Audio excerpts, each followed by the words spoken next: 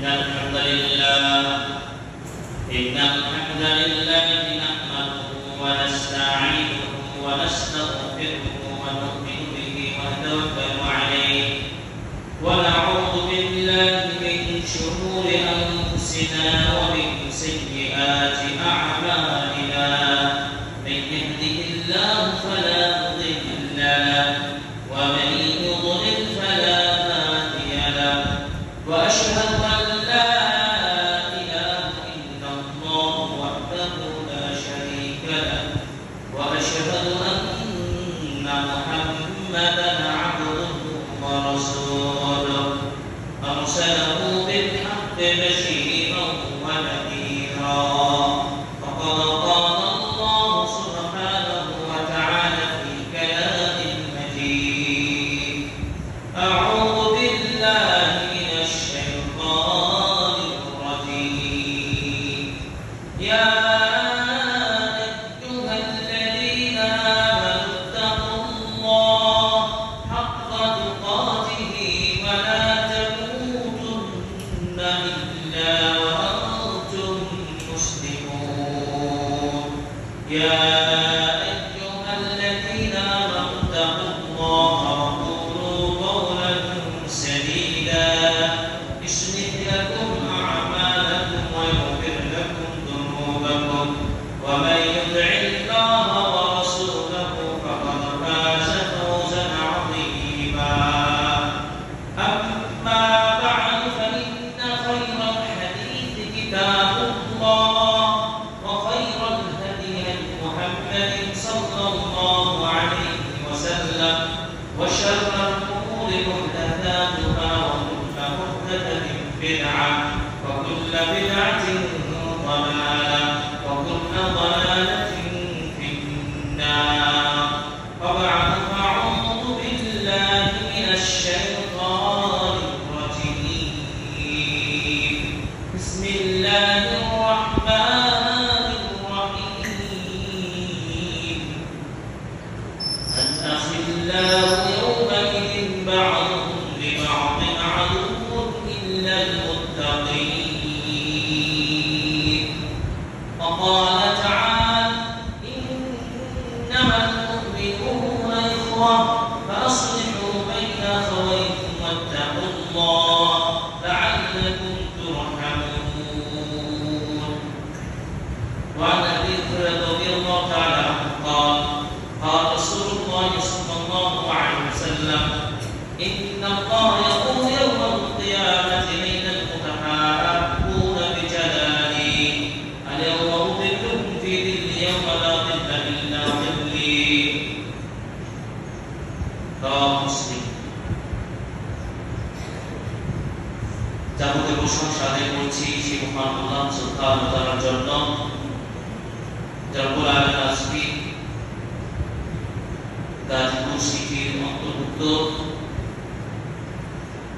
29তম word আত-তাকওয়া জামে মসজিদে যে রব্বুল আলামিন আমাদেরকে সমবেত হওয়ার সুযোগ করে দিয়েছেন আজকের জুমার দিনে আল্লাহ অসংখ্য প্রশংসা আদায় করছি আলহামদুলিল্লাহ। আল্লাহ আমাদের প্রতিকূল পরিবেশ স্বাভাবিক বৃষ্টির মধ্যে দূর দূরান্ত থেকে মানুষদের আশান্তি কষ্ট এর মধ্যে রব্বুল আলামিন আমাদেরকে যথা সময় আজকের খুতবার প্রোগ্রামে অংশ নেওয়ার সুযোগ করেছেন আমাকে আপনাদেরকে এজন্য আবারও শুকর আদায় করি আলহামদুলিল্লাহ। দরুদ ও সালাম বর্ষিত হোক আমাদের প্রিয় নবী নবিয়না মুহাম্মদ যিনি আমাদের সব কিছুর আদর্শে সরাসরি মডেল হিসেবে আল্লাহ রাব্বুল আলামিন যাকে উম্মাহ রহমত হিসেবে প্রেরণ করেছেন তিনি মুহাম্মদ বিন আব্দুল্লাহ তার প্রতি দরুদ ও সালাম সবাই বলি সাল্লাল্লাহু আলাইহি ওয়াসাল্লাম। আজকের খুতবার আলোচ্য বিষয় উখুওয়াতু ফিল্লাহ ফাদলুহা ওয়া আহমিয়াতুহা তথা আল্লাহ জন্য মুসলিমদের পরস্পর ভ্রাতৃত্বের গুরুত্ব এবং তাদের ফজিলত এবং আমাদের সেই ক্ষেত্রে কি করণীয় এই বিষয়ে কোরআন ও সুন্নাহর আলোকে ইসলামী ভ্রাতৃত্বের গুরুত্ব আমরা তুলে ধরার চেষ্টা করব এবং খুতবা থেকে আমরা সেই শিক্ষা নেব যে শিক্ষা আমার আপনার জীবনকে ইহলৌকিক জগতে যেমন আলোকিত করবে ভ্রাতৃত্বের বন্ধনে, ঠিক পরকালের জন্য আমাদের সেই ভ্রাতৃত্বের বন্ধনে আলোকিত হতে পারি এবং প্রত্যেকে যেন একসাথে নাজাত পেয়ে ধন্য হতে পারি। আল্লাহ সে কাউমিদার আমিন। খুতবার শুরুতেই আপনাদেরকে হাদিস বলে শুরু করতে চাই, যে হাদিসটি সহিহ বুখারী 3688 নম্বর। হাদিসটি বর্ণনা করেছেন আনাস রাদিয়াল্লাহু তাআলা আনহু। রাসূল সাল্লাল্লাহু আলাইহি ওয়াসাল্লামের একনিষ্ঠ খাদেম তিনি ছিলেন আনাস। আনাস রাদিয়াল্লাহু তাআলা আনহুর হাদিসটি আমরা যদি অনুভব করি খুতবার শুরুতে, এবং আজকে এই খুতবার হাদিসটি শুনে আমরা আজকে নিয়ত করব যে আমরা যে সত্যিকার সফল এবং নাজাতপ্রাপ্ত বান্দা হতে পারি, সকলকে সঙ্গ নিয়ে ওই সঙ্গ ওই বন্ধুত্ব যেন করতে পারে। এই হাদিস আপনাকে আমাকে পরিষ্কার করে দেবে সত্যিকার আমার বন্ধুত্ব, আমার ভালোবাসা, আমার সহযোগিতা, আমার চলাফেরা সবকিছু কাজ সাথে এবং আমার আখলাক, আমার আমল শুধু চালচলন নয়, শরিয়ত বিধিবিধান পালন থেকে শুরু করে সামাজিক, পারিবারিক, রাষ্ট্রীয় প্রত্যেকটা অঙ্গনে হতে হবে মডেল ভিত্তিক। তবেই কিয়ামতের মাঝে আমরা সকলে এই সফলতার স্বপ্ন দেখতে পারব। যদি এই সূত্রের মধ্যে আপনি আসতে না পারেন তাহলে আপনি এই সূত্রের বাইরে থাকবেন, তার মানে অবস্থা আপনার জন্য সফলতা বয়ে আনবে না। কি হাদিস? আনাস রাদিয়াল্লাহু তাআলা বলছেন, আন্না রাজুলান সাআলা নবী সাল্লাল্লাহু আলাইহি ওয়াসাল্লাম, একজন ব্যক্তি রাসূল সাল্লাল্লাহু আলাইহি ওয়াসাল্লামকে প্রশ্ন করলেন, আন-সাআ, কিয়ামত কবে হবে? কিয়ামতের সময় সম্পর্কে জিজ্ঞেস করলেন। ফাকালা, তিনি বললেন, মাতা সাআ, কিয়ামত কখন হবে? তখন এই প্রশ্নের জবাব শুনে রাসূল সাল্লাল্লাহু আলাইহি ওয়াসাল্লাম বললেন, ওয়া মাযা আ'আদতা লাহা, কিয়ামতের জন্য তুমি কি প্রস্তুতি নিয়েছো? কিয়ামত সম্পর্কে জানতে চাও? তো সেই কিয়ামতের দিনে প্রস্তুতি তোমার কি কি রয়েছে? ক্বালা লা শাইআ ইল্লা আন্নী উহিব্বুল্লাহ ওয়া রাসূলাহু, তিনি বললেন আমার এমন কিছু নেই যে কিয়ামতের দিনের জন্য আমি প্রস্তুতি নিতে পেরেছি, তবে একটা কাজ করেছিলাম, সেগুলো কি? আন্নী উহিব্বুল্লাহ ওয়া রাসূলাহু, সুবহানাল্লাহ, আমি আল্লাহ এবং তার রাসূলকে কিন্তু চরম ভালোবাসি। চিন্তা করেন, তার প্রস্তুতি নেই কিন্তু তিনি বলেছেন যে আমি আল্লাহ এবং রাসূলকে ভালোবাসি।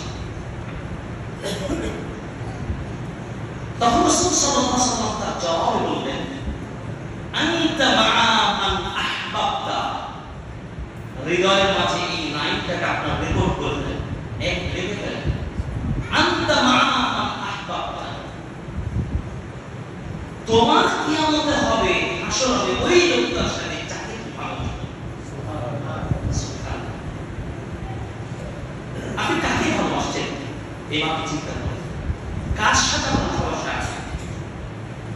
আপনার কিয়ামত হবে তার সাথে যার সাথে আপনার ভালোবাসা বন্ধুত্ব।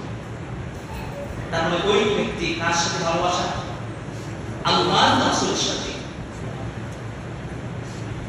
এই কথা শুনে আনাস রাদিয়াল্লাহু তাআলা বললেন, ফামা ফারিহনা বিশাইইন ফারাহনা বিকাউলি নবী সাল্লাল্লাহু আলাইহি ওয়াসাল্লাম আনতা মা'a মান আহবাবতা, আমি রাসূলুল্লাহ সাল্লাল্লাহু আলাইহি ওয়াসাল্লামের মুখ থেকে যখন শুনলাম তুমি তার সাথেই তো হাসর হবে যাকে তুমি ভালোবাসো, এই বাক্য শোনার পরে আমি দিতে করবে এর চেয়ে বেশি কখনোই খুশি হই না। আলহামদুলিল্লাহ, আপনাকে খুশি হয়েছে বলেন? হাদিস বর্ণনা আনাস রাদিয়াল্লাহু তাআলা বলছেন, এর মতো খুশি আর কোনদিন হয় কেন জানেন? কারণ তিনি সূত্রের মধ্যে রয়েছেন। সূত্রটা কি?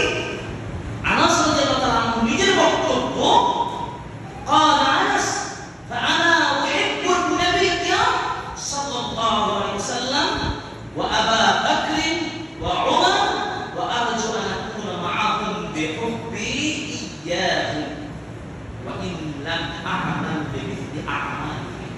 سبحان الله. আনাস রাদিয়াল্লাহু তাআলা আনহু বললেন, আল্লাহ, আমি তো সেই নবীকেই ভালোবাসি, আমি তো সেই আবু বকরকেই ভালোবাসি, আমি তো সেই ওমরকেই ভালোবাসি। আশা করি যেহেতু ভালোবাসি এই সূত্রের মধ্যে, এই পরিধির মধ্যে আমার ভালোবাসা, সুতরাং আমিও এই শ্রেণীর মধ্যে করবো ইনশাআল্লাহ। এই ভালোবাসা যদি সৃষ্টি হয় কিন্তু তখন নাজাত হবে না, হবে কারা? নাজাতের প্রত্যাশা করেন না কে? প্রত্যেকের আশা আল্লাহ নাজাত দান করেন, কবরের আযাব থেকে মুক্তি দিন, ফুলসাদ থেকে মুক্তি দিয়ে জান্নাতটা পেতে চান। কোন বিবেকবান এমন কেউ আছে যে এটা চায় না? সবাই চায়। এই জন্য খুববারি হাদিস থেকে আপনি নিজের পরিমণ্ডলকে, আপনার অবস্থানকে দেখুন, ভেবে দেখুন আপনি কোন পরিধির মধ্যে রয়েছেন, কোন স্বার্থের মধ্যে রয়েছেন। খুব ভালো হুঁশিয়ার শুনতে হবে কথা। কোন গণ্ডের মধ্যে রয়েছেন, কাদেরকে আপনি ভালোবাসছেন, কার পথে সময় নষ্ট করছেন, কার সাথে আপনার ভালোবাসা, চল চল, ব্যবসা বাণিজ্য, লেনদেন, মহব্বত সব কিছু। তার মানে আপনার অবস্থান যদি সেটাই হয় যার সাথে ভালোবাসা, আপনি তার সাথে ভালোবাসা করুন যিনি আপনার আমার জন্য নাজাতের পথ সহজ করে দেবেন। আর আশ্চর্য হবে না হাদিস কেমন বলছি দেখুন, সহিহ মুসলিম 6442 হাদিস, সর্বাধিক হাদিস বর্ণনা সাহাবী আবু হুরায়রা রাদিয়াল্লাহু তাআলা আনহু, তিনি হাদিসটা বর্ণনা করেছেন। বাচ্চারা 374টি হাদিস বর্ণনা করে রেকর্ড হাদিসের জগতে তিনি হাদিস বর্ণনাকারী বলছেন, রাসূল সাল্লাল্লাহু আলাইহি ওয়াসাল্লাম হাদিস বর্ণনা করে বলেন, ইন্নাল্লাহ আযজা ওয়া জাল্লা ইয়াকুলু ইয়াওমাল কিয়ামাহ, কিয়ামতের দিন আল্লাহ সুবহানাহু ওয়া তাআলা সেদিন তিনি বলবেন, আহ্বান জানাবেন, আইনাল মুতাহাব্বুনা বিজালালি, আমাকে ভালোবাসে, এই ভালোবাসা প্রিয় আমার বান্দার কোথায়? যারা আমাকে ভালোবাসে, আল্লাহকে ভালোবাসে, এই শ্রেণীর বান্দারা কোথায়? কিয়ামতের মাঠে আল্লাহকে আহ্বান জানাবেন, খোঁজ করবেন, রব্বে কারীম যিনি আপনি ঘোষণা করবেন, ঘোষণা দেবেন, কোথায় আমার প্রিয় বান্দা? আল ইয়াওমা উযিল্লুহুম ফি যিল্লি ইয়াওমা লা যিল্লা ইল্লা যিল্লি, আজকে আমি স্পেশাল গেস্ট হিসেবে তাদেরকে, আমি ভিআইপি গেস্ট হিসেবে তাদেরকে আমার নিজের ছায়া থেকে ছায়া দেব, যেদিন কোনো ছায়া থাকবে না। এই ডাকের প্রত্যাশী কে না, কে চান না? সামান্য দেশের একটা এলাকার ইউপি বিরোধী আপনার স্পেশাল কারকে দাওয়াত দেয়, আগামী কালকে আমার বাড়িতে দাওয়াত, এই দাওয়াত পেলে আর সব ভুলে যাবে। একটা দুনিয়ার কারণে সাধারণ কোনো ব্যক্তি আপনাকে দাওয়াত দেয় বা আপনাকে টেলিফোন করে, তাতে আপনি কি হয়ে যান? আনন্দে আত্মহারা হয়ে খুশি পান। কোনো আপনার সামান্য দুনিয়ার অল্প স্বার্থ লেনদেন, কিন্তু আল্লাহ সুবহানাহু ওয়া তাআলা সেদিন কারো ক্ষেত্রে বলেন না, এইভাবে তিনি নিজের ছায়া থেকে ছায়া দিবেন, তিনি কোনো ছায়া থাকবে না।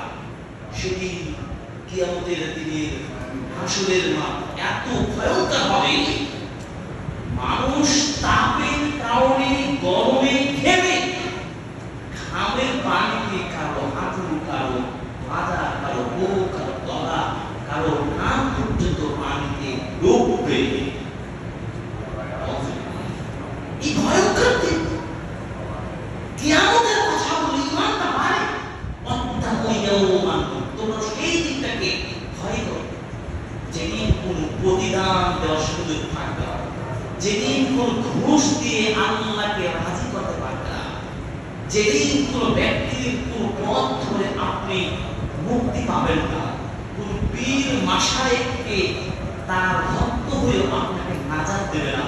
নাজাত করেছে একটাই, আনতা মা'আনা আহবাবতা, আপনি যার সাথে চলেন আপনার ভালোবাসা হবে। আনাসের মতো, আনাস কাকে ভালোবাসতেন রাদিয়াল্লাহু তাআলা আনহু? নবী, খলিফা। এবার প্রশ্ন আপনাদের কাছে আমার, ভালোবাসা আপনার বাহ্যিকভাবে সরাসরি আপনি যে পরিবেশে রয়েছেন তাদের কে ভালোবাসা, যার আপনার ভালোবাসা আপনার বন্ধুদের ভালোবাসা, নবী এবং সাহাবীদের খলিফাদের চাল চলনের সাথে মিলবে। যদি বুঝতে পারেন তাদের চলাফেরার মধ্যে আদর্শের আমল আখলাকে মিলে, তাহলে আপনি রাইট, সঠিক পন্থায় আছেন। আপনাকে খুঁজে নিতে হবে খাঁটি সম্পর্কে খুঁজে নেওয়ার জন্য। যেমন আমরা সর্বোচ্চ চেষ্টা করি জেনে শুনে পৃথিবীর কোন আমল ভেজাল সম্পর্ক নিতে চাই না। যেহেতু আমাদের সর্বশেষ আকাঙ্ক্ষা জান্নাত, ওদের জান্নাত পাওয়ার জন্য আমার বন্ধু, আমার সাথী, আমার কওম, আমার গোষ্ঠী, আমার দল, আমার মতাদর্শ, আমার চিন্তা, আমার ধ্যান, আমার সব কিছু তবে রাসূল সাল্লাল্লাহু আলাইহি ওয়াসাল্লাম তার সাহাবীদের মতো। এখন বলবেন যে আল্লাহর নবী তার সাহাবীদের তো বেঁচে নাই, তাদেরকে তো দেখতে পাই না। রাসূল সাল্লাল্লাহু আলাইহি ওয়াসাল্লাম সেই প্রশ্নের সমাধান দিয়েছেন। বিদায় হজ্জের ঘোষণা তিনি দাঁড়িয়ে বক্তব্যে অনেকগুলো বিষয় তুলে ধরেন। তার একটি উল্লেখযোগ্য তিনি বলেছেন, হে আমার উম্মতরা বলো, আমি কি আল্লাহর দ্বীন পৌঁছাতে পেরেছি? আল্লাহ আমার দায়িত্বে যা দিয়েছেন, যে ধর্ম ইসলাম পাঠিয়েছেন, সেই গুরু দায়িত্ব কি আমি পৌঁছাতে পেরেছি? তোমরা সাক্ষ্য থাকো। আমি পৌঁছাতে পেরেছি। সেই আল্লাহ সাক্ষীর নবী বললেন, জি, আপনার দায়িত্ব, আপনি দ্বীন প্রতিষ্ঠা করেছেন, দ্বীন পূর্ণাঙ্গরূপে প্রতিষ্ঠা করেছেন। তখন আল্লাহ কোরআন আয়াত নাযিল করে ঘোষণা দিলেন, নবীর এই কথার পক্ষে রেফারেন্স দলিল দিয়ে দিলেন। এই ঘোষণাপত্র কিয়ামত পর্যন্ত থাকবে। ঘোষণাপত্র জুলাই পর্যন্ত সমাজের মানুষের আকাঙ্ক্ষা পূরণ হবে না, এই ঘোষণাপত্র না, যে ঘোষণা কিয়ামত পর্যন্ত থেকে যাবে। বলুন আলহামদুলিল্লাহ। আউযু বিল্লাহি মিনাশ শাইতানির রাজীম। আল-ইয়াওমা আকমালতু লাকুম দীনাকুম ওয়া আতমামতু আলাইকুম নি'মাতি ওয়া রাদিতু লাকুমুল ইসলাম দীনা। আল্লাহ রাব্বুল আলামিন কোরআন আয়াত নাযিল করে বললেন, হে নবী, আজকের দিন আমি ইসলামকে পূর্ণাঙ্গ করে দিলাম। আল্লাহর পক্ষ থেকে ঘোষণা। আর এই দিনটা আমি কিন্তু নির্বাচন করেছি, বাছাই করেছি, দুনিয়ার অন্য কোনো মতাদর্শ কোন চিন্তা চলবে না আমার কাছে। এরপরে ঘোষণা যে কথা বলতে যাচ্ছি, আজকে আমাদের নিকট সাহাবীরা নেই, নবী নেই, খলিফা নেই, আমাদের ব্যবসা বাণিজ্য, লেনদেন, ব্যবসা, রাষ্ট্রনীতি সবকিছু স্বয়ং আল্লাহ রাসূল সাল্লাল্লাহু আলাইহি ওয়াসাল্লামের মতামতে করতে পারেন, তাহলেই মুক্তি, না হলে আপনি আদা ধর্মের দোহাইতে করতে পারবেন না। কেন? রাসূল সাল্লাল্লাহু আলাইহি ওয়াসাল্লাম বললেন, তারাকতু ফীকুম আমরাইন লান তাদিল্লু মা তামাসসাকতুম বিহিমা কিতাবাল্লাহি ওয়া সুন্নাত রাসূলিহি। হে উম্মার লোকেরা, আমি তোমাদের জন্য দুই বস্তু রেখে যাচ্ছি, কোরআন আর হাদিস, সুন্নাহ। যতদিন পর্যন্ত তোমরা এই দুইটাকে শক্তভাবে ধারণ করতে পারবে, ততদিন পর্যন্ত তোমরা বিভ্রান্ত হবে না। পৃথিবীর কোন শক্তি তোমাদেরকে ভ্রষ্ট করতে পারবে না, সঠিক দিন থেকে কিঞ্চিত পরিমাণ তোমাদের দুর্বল করতে পারবে না। সেই কোরআন, সেই সুন্নাহ, কোরআনের কথা বলতে দেখবেন বাংলার মানুষই যদি বলেন, তাদের মনটা দরকার নরম হয়ে যায়।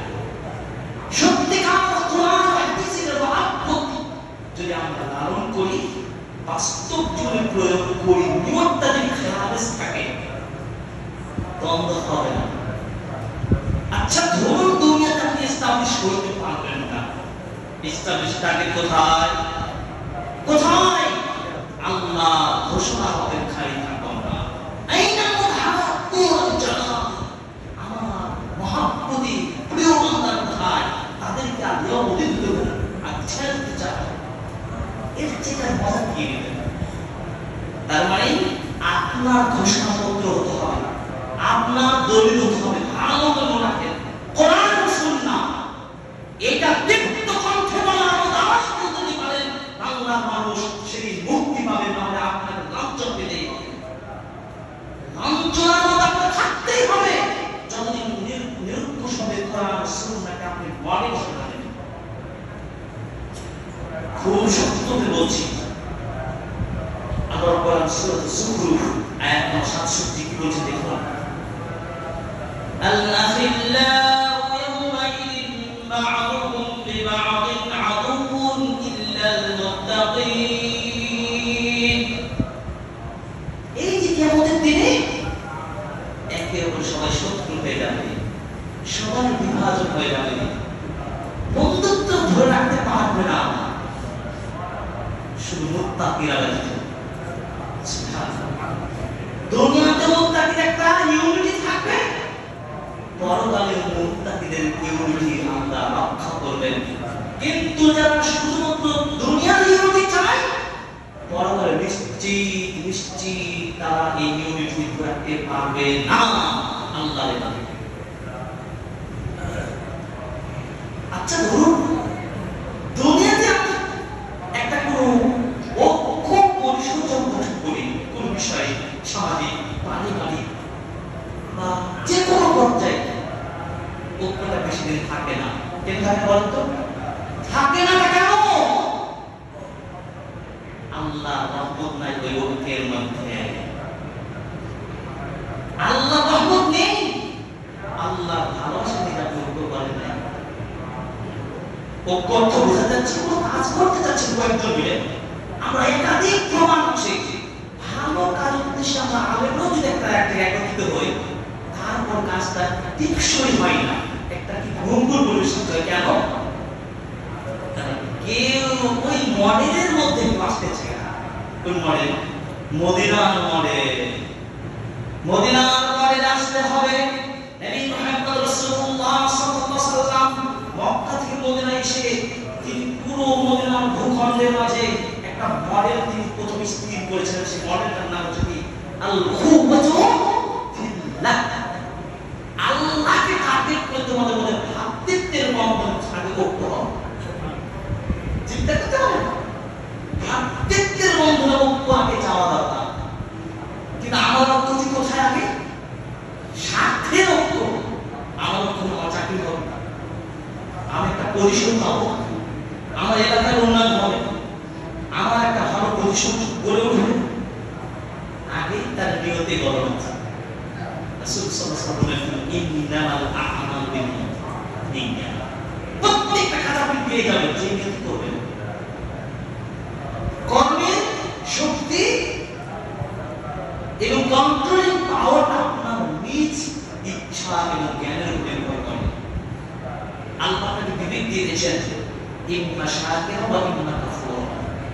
হয় আপনি কিতাবশীল দিনদার বান্দা হবেন, আর না হয় আপনার বেলাকে ভিন্ন খাতে ব্যবহার করে নিজেকে অকৃতজ্ঞ বান্দা তৈরি করবেন।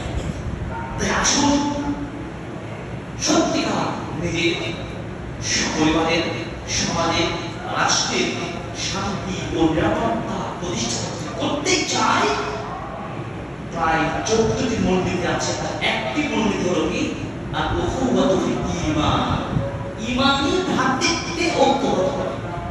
আজও বাংলাদেশ যদি সুন্দর একটি দেশ প্রতিষ্ঠা করতে চান, নাস্তিকবাদকে বাদ দেন, দিন বিদ্বেষীদেরকে বাদ দেন, এই সংখ্যা কত হবে? 2, 4, 5, 10% হবে। আরো 20% বাদ দেন, 50% যদি মুসলিমরা জাগ্রত হয়, ঐক্য হয়, তাদের শক্তি কখনো কোরআন সুন্নাহকে লিখতে পারবে। কিন্তু আজও পর্যন্ত কোরআন সুন্নাহর অনুসারে 50% হতে পারছে না। আমার একটা সাধারণ ধারণা, যদি 50% হতে পারে, কোরআনের যে দাবি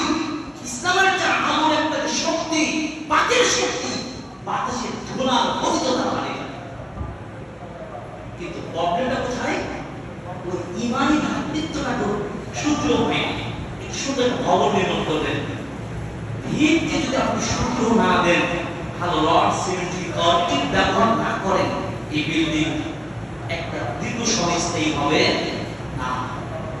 আমাদের ফাউন্ডেশনটা ভিত্তিতে হচ্ছে কি কোরআন সুন্নাহ ভিত্তিক নয়, শাকের মধ্যে পড়ে না। আমি বুঝতে পেরেছি। এদের প্রথম থেকে হাদিস উল্লেখ কিছু কথা, আমাদের ভ্রাতৃত্ব বন্ধনটা যেন মদিনার ভ্রাতৃত্বের মতো হয়, যে নবী সাল্লাল্লাহু আলাইহি ওয়াসাল্লাম আমাদেরকে প্রথম শিক্ষা দিয়েছেন।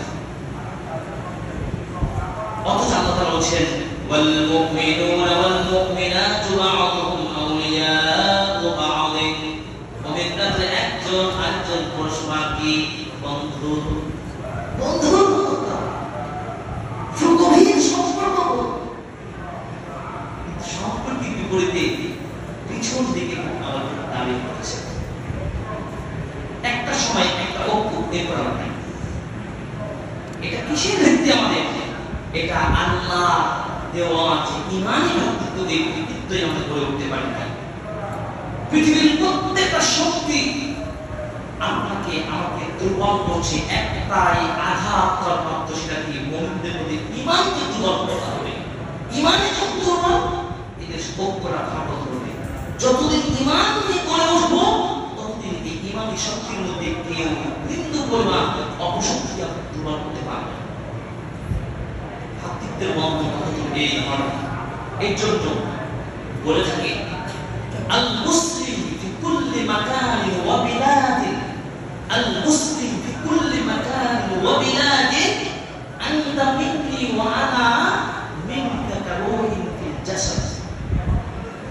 পৃথিবীর যে কোনো স্থানে, যে কোনো দেশে একজন মুসলিম ঠিক এমন তার ভাষণটা, আমি আপনার আর আপনি আমার, দেহের মাঝে যেমন নিঃশ্বাস, একটা পার্ট, একটা অঙ্গ প্রত্যঙ্গ, পুরো বডি, তেমন ভাবে পৃথিবীর প্রত্যেকটা ভূখণ্ড দেশের প্রত্যেকটা মুমিন মুসলিম একজন আরেকজনের সাথে কানেক্টেড।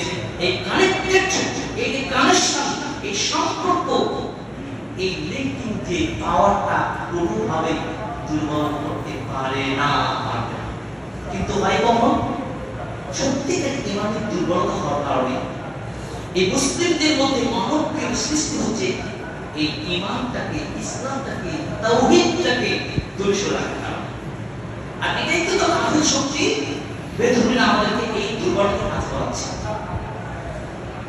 অথচ আল্লাহ সাল্লাল্লাহু আলাইহি ওয়াসাল্লাম বললেন মাসালুল মুমিনিনা ফি তাওয়াদ্দিহিম ওয়া তারাহুমিহিম ওয়া তাআতুহিম মাসালুল জাসাদ ইযা ইশতাকা মিনহু উযুন তাদা'আলাহু সাইরুল জাসদি বিস-সাহরি ওয়াল হুম্মা।